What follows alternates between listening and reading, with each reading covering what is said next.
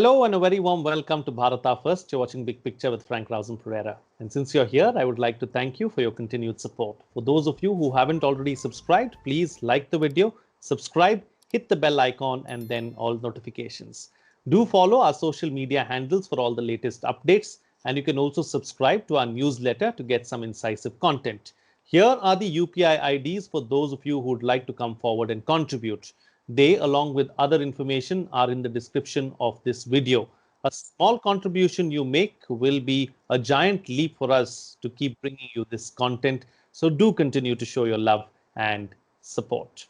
And now on to the discussion. A senior Indian Administrative Service officer in Tripura aggressively pulled and pushed people around for violating anti-COVID rules as he raided two wedding halls in Agartala, a viral video showed. The clip showed West Tripura District Magistrate Shailesh Kumar Yadav entering the marriage halls and asking people to vacate the premises immediately. He was seen pushing a groom and his relatives and holding other guests by their necks. The officer later apologized and said he was just performing his duty. He was then promptly suspended. The episode has once again brought to the fore an old debate about bureaucratic reforms. In this edition of Big Picture, we will analyze the issue of administrative reforms.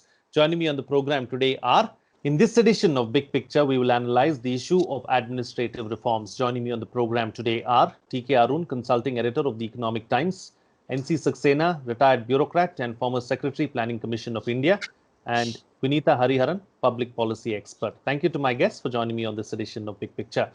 Mr. Saxena, let me start the program with you first. Let's talk about administrative reforms. It's not like efforts have not been made in the past. There has been several attempts that have been made to try and reform and try and bring about some kind of change as far as the administrative service is concerned, because we still seem to be holding on to our colonial past. It was a system that was brought in place to serve the Queen and Parliament of England.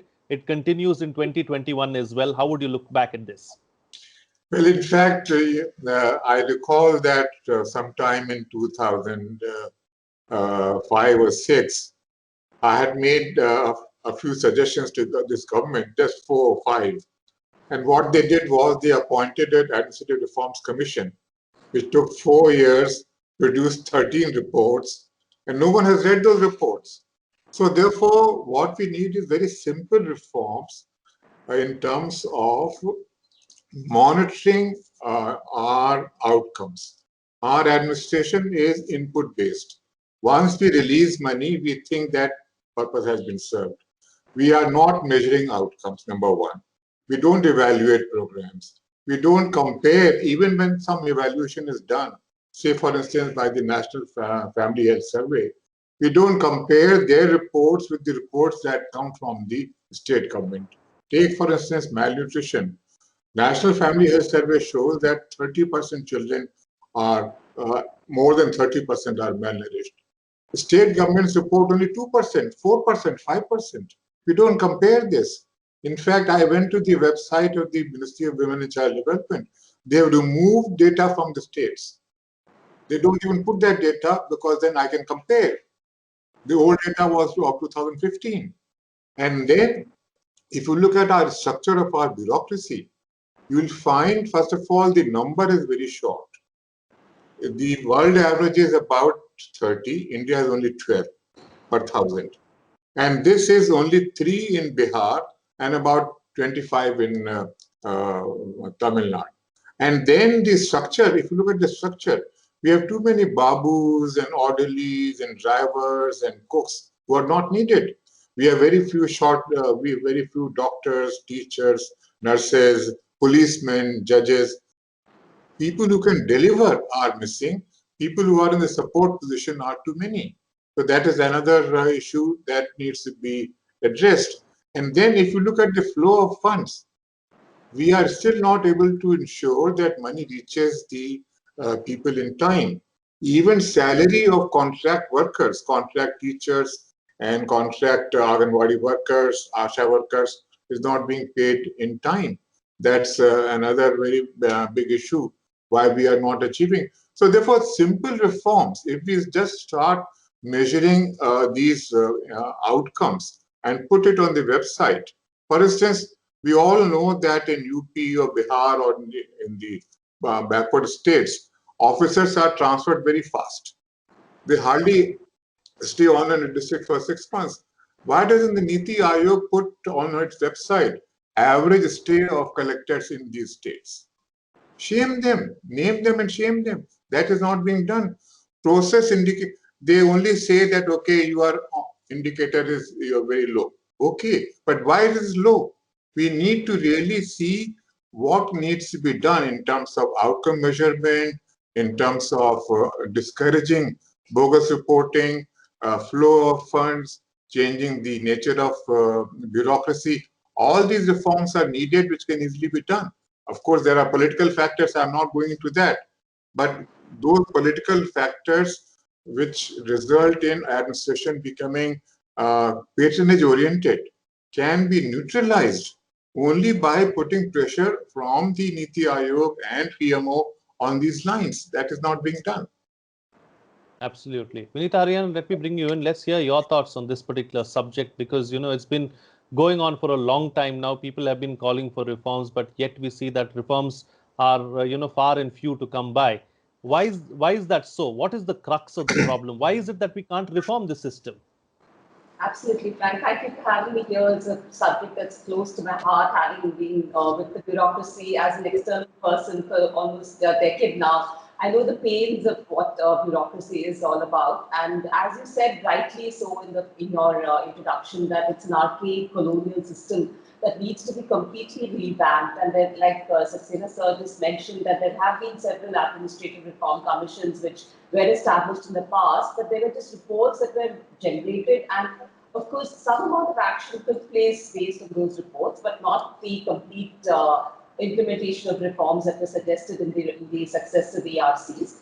But first of all, I think there's a complete revamp of bureaucracy required in terms of performance metrics. As Saxena sir was just mentioning, we need to have metrics in place. There's no accountability at the moment as far as the bureaucracy is concerned, because it's a colonial system which has been there. They get their promotions every 5 years, despite what they perform on the ground. There is absolutely no link with the ground level deliverables and what particular officers are supposed to do, starting from a collector to the state level bureaucracy and the national level bureaucracy. There are different domains that each of them cater to. For example, if it's a collector, like just mentioned, there needs to be a time-bound period in which he has to perform within at least 3 years, wherein the metrics is based on the ground level delivery of services in the district. How much has he achieved? What is the metrics that he has achieved? Out of 0% water supply, has he at least made it 50%? So his report card on his collectorship should be based on the performance that he has done in that particular district.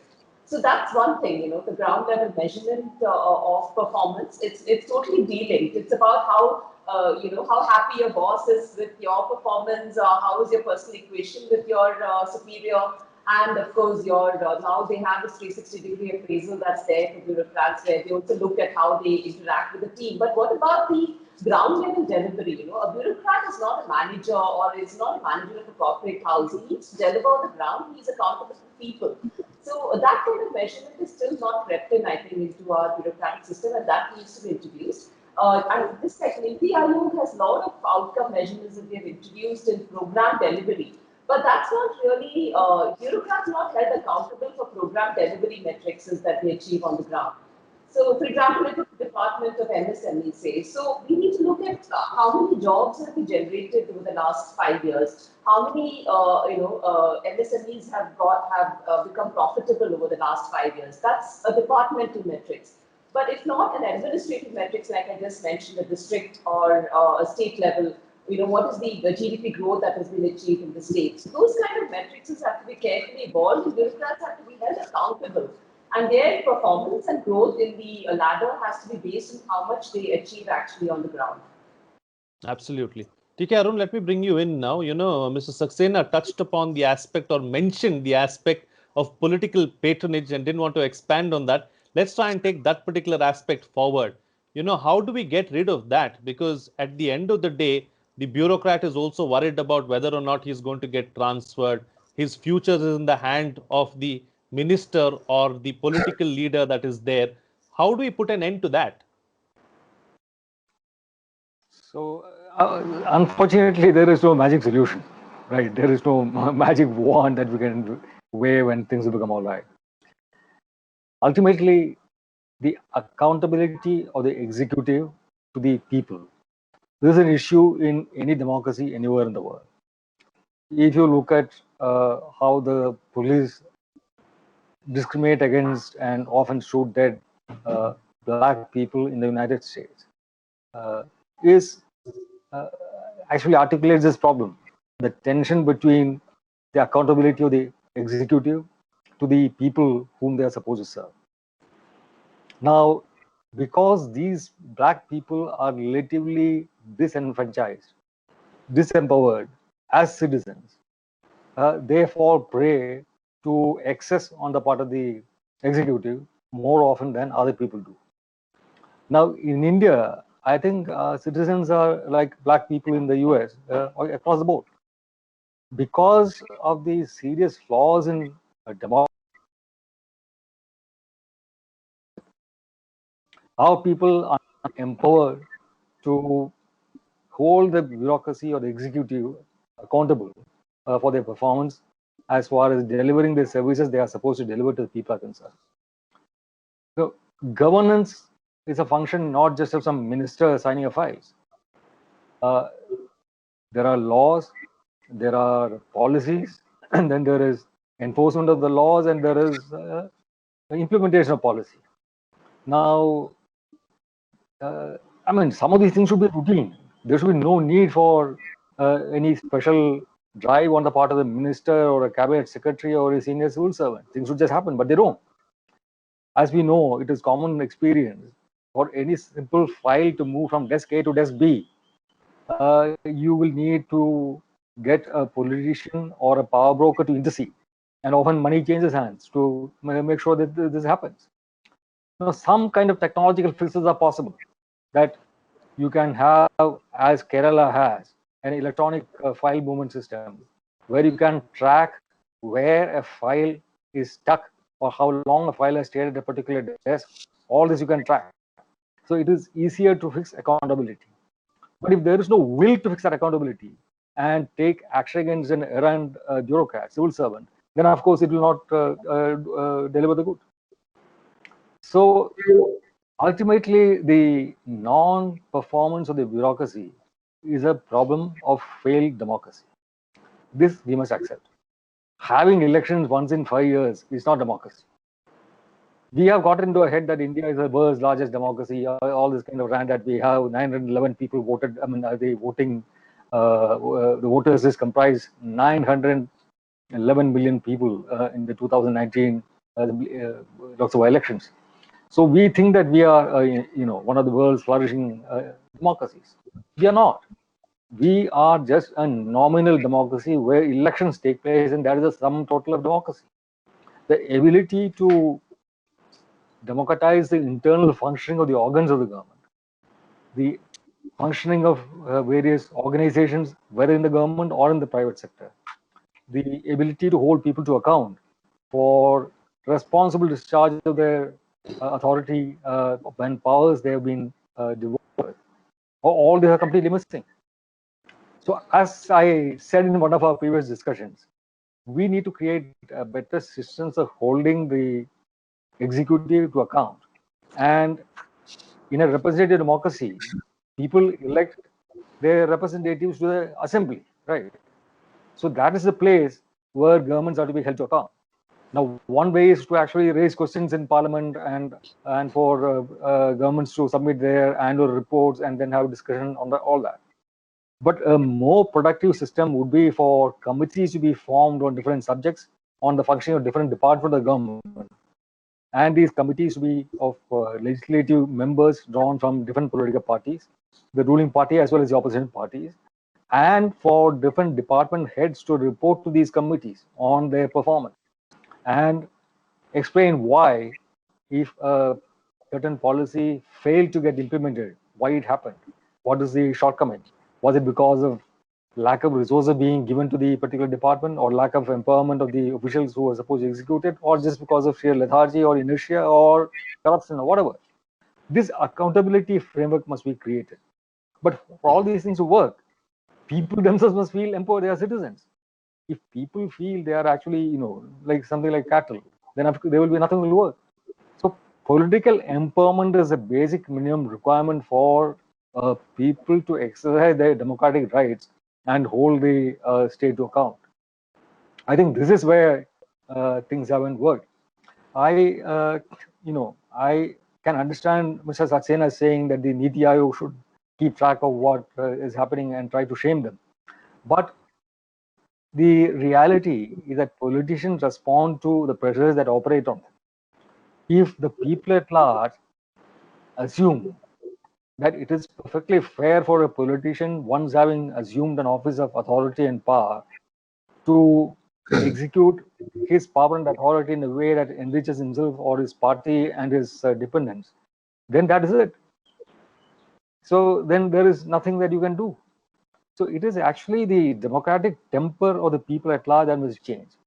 And once they feel that they are citizens who are entitled to certain rights and who also have certain responsibilities, then they will begin to exercise their rights and hold the civil service and the elected representatives to account.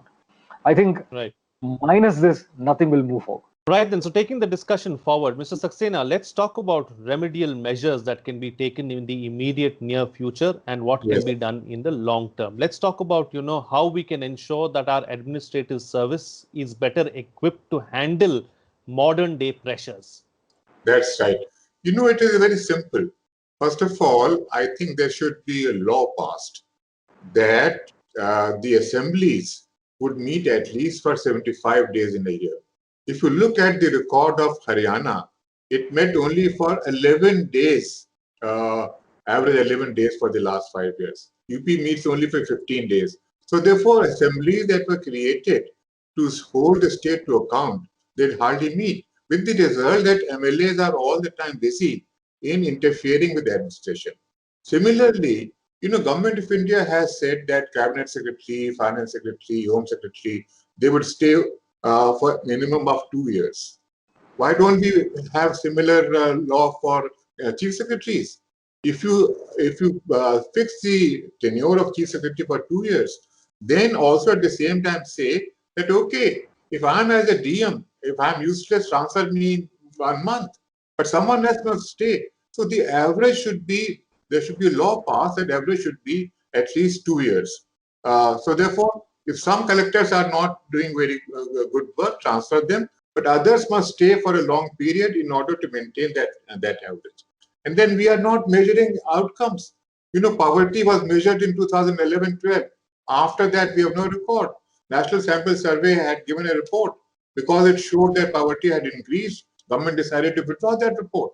So we must be also prepared to accept that we are not doing very well. Recently, the Global Gender Report said that India's rank is 140. Bangladesh is 65. Our rank is falling rapidly.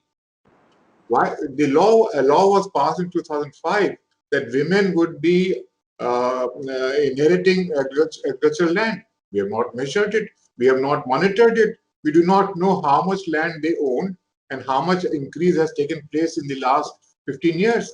So therefore, we must start measuring. Technology today gives you a right and facilitates measuring absenteeism.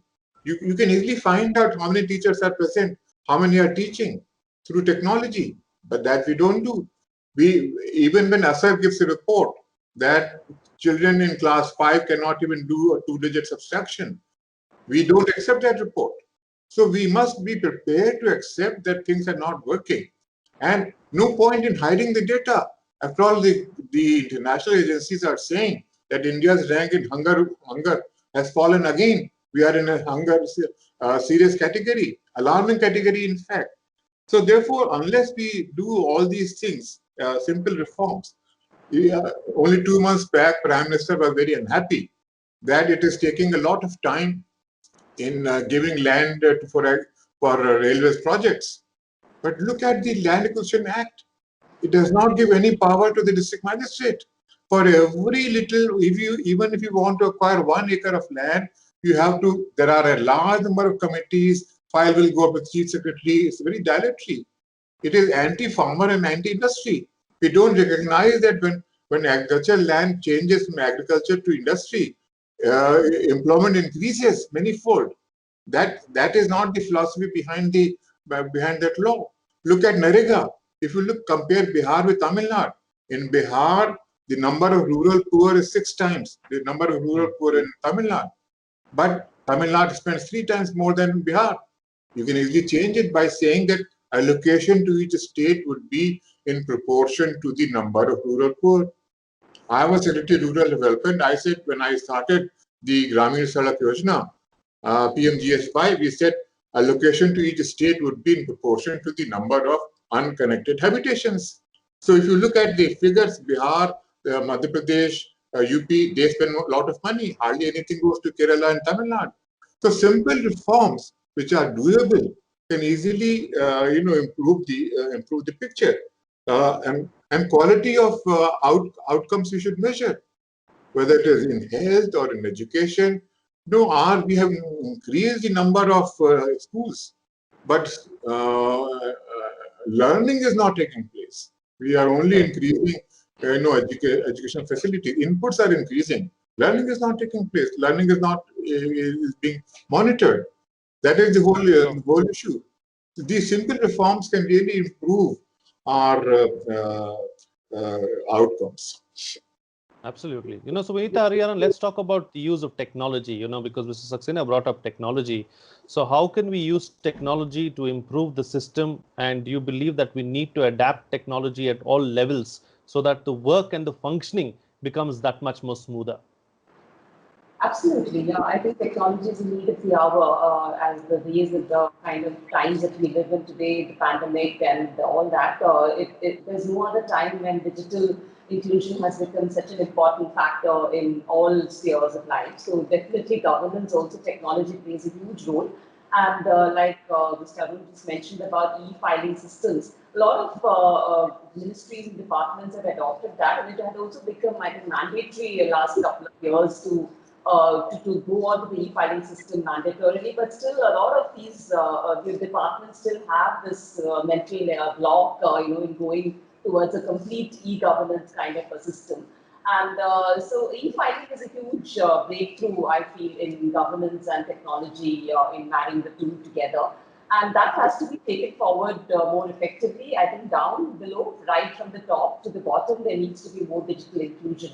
And I think this government has brought in, to give due credit to this government, I think they have brought in a lot of digital inclusion measures into governance, right from the Grama Panchayat to the state, to the district, to the district, to the state, and to the national level. Digital metrics and technology has played an important role in governance. So definitely technology has to be leveraged, more effectively in delivering on the ground, I would feel.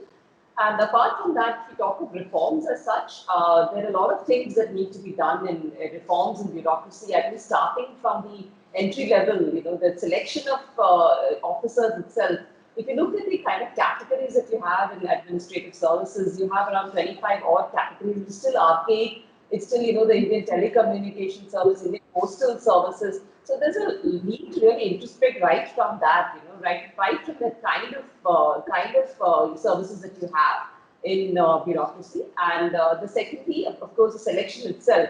UPSC, writing UPSC exam has become a national pastime for our youth of the country. So I think we need to look beyond this kind of traditional arcade systems of selection wherein you write exams on any subject per se and then you become an administrative services officer. How does it, how do you qualify just writing a history exam and you become an Indian administrative services? So that's not the way to actually select people from the ground for something so responsible that you're actually leading the nation, at the end of your career, you're actually going to be leading the nation towards progress. So that's not the way of selection. That's one. The second is, of course, lateral entry. Lateral entry is something this government has tried to enforce, but not very effectively. There needs to be lateral entry at various levels. Like if you see in the USA and the UK, they have these systems of competitive examinations at different levels people can enter.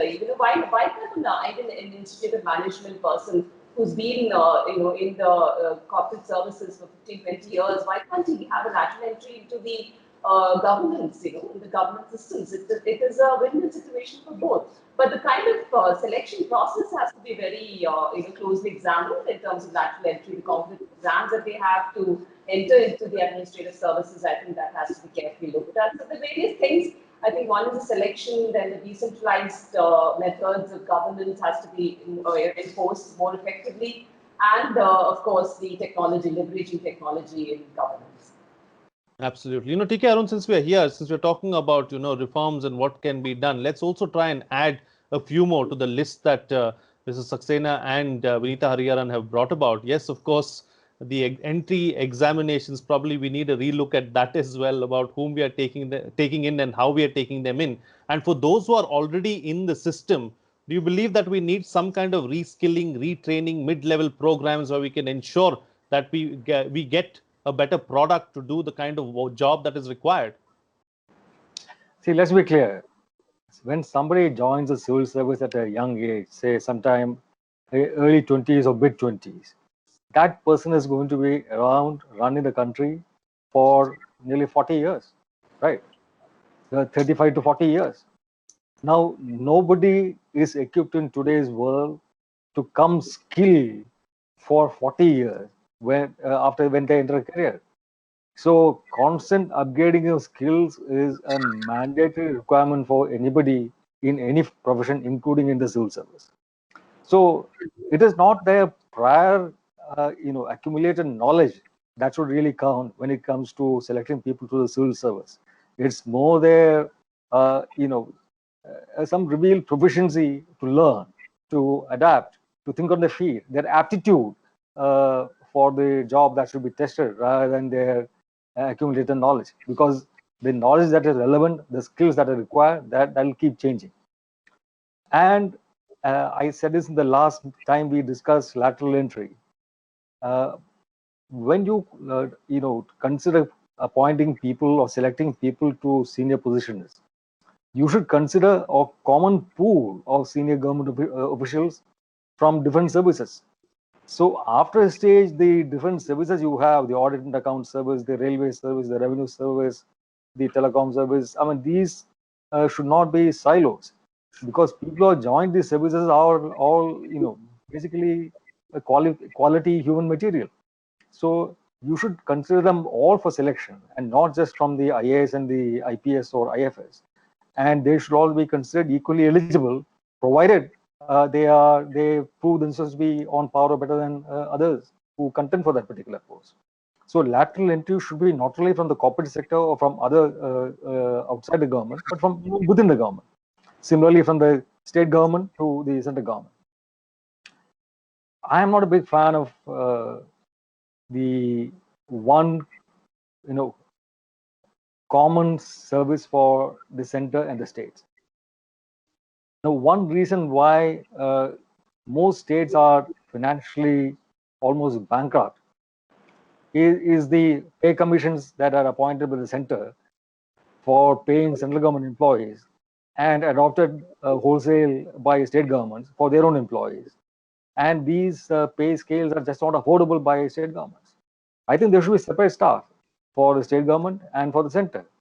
If somebody wants to work at the center from the while serving in the state, they are free to apply for a job, and if they're selected, they should work there and then come back. They can be on deputation, they can learn whatever.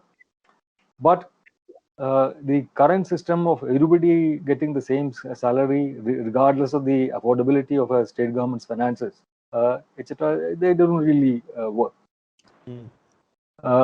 Similarly, I think we need to look at this concept of subsidiarity a little more closely. We have never really seriously considered this. While we do have a state list, a central list, and a concurrent list in the Constitution, we also need to consider the principle of subsidiarity is very simple. Whatever decision is taken as at the level closest to the level of implementation, it should be taken at that level rather than kicked upstairs.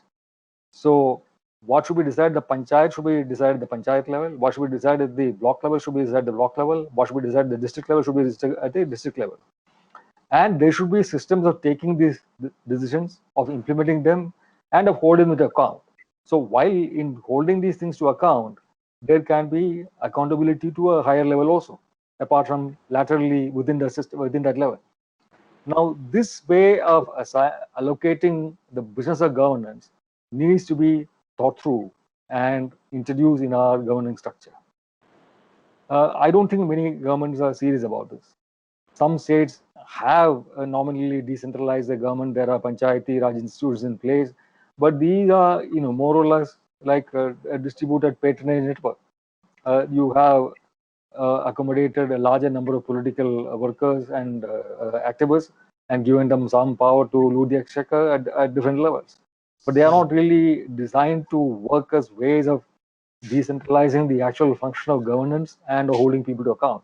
But for that, as I said earlier, you need rethinking of democracy and greater democratic awareness and reorienting of the institutions that we already have and supplementing new institutions to make the executive accountable to the people at large.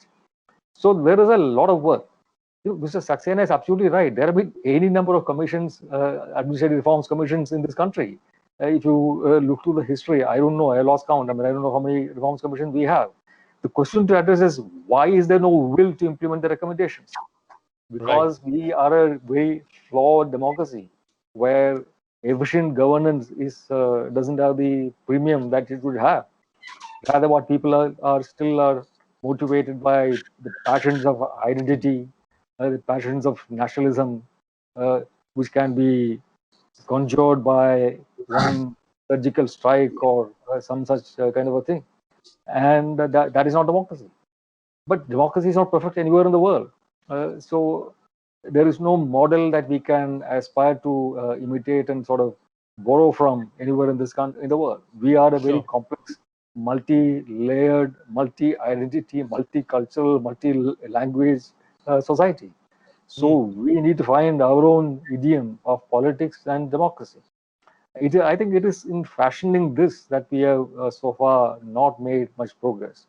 While the initial thing that we had after independence, some semblance of democratic functioning lasted, then it wore off. I think we need to rethink democracy from scratch, and that is a way to go to get effective government. All right, time to get quick closing comments now from all my panelists with the best way forward, starting first with you, Mr. Saxena. Well, I would like to disagree on two issues here. Number one, there is nothing wrong with the quality of IS officers, but it is the systemic reforms which are needed. Among the water engineers, there's a saying that if one or two pipes are leaking, change the pipe. But if 20 pipes are leaking, change the system. So that systemic change is required in terms of outcome measurement, in terms of better evaluation, etc., etc. And secondly, one should really take experts in the Ministry of Civil Aviation, Telecommunication, Steel, etc. But let's not forget that most budget of Government of India is spent on social subjects, rural development, agriculture, health, education. And therefore, you need to have a common civil service which will man these ministries in the center, at the same time be in charge of these programs at the state government. So I'm not in favor of having a state civil service totally separate from Government of India. That will not help in coordination or in proper implementation of social sector programs. All right, Vinita Hariharan.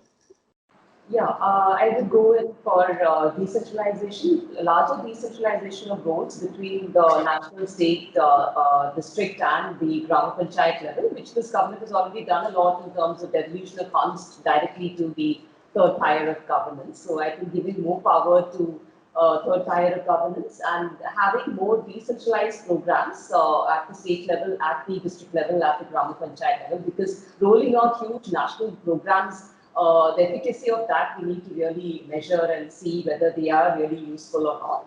And of course, we need to have greater efficiency in governance in terms of also looking at, it's high time we look at, it's charging for our utilities and services and look at profitable units at the last mile in terms of charging for the user charges for the water, user charges for solid waste management, and so on and so forth, basic services.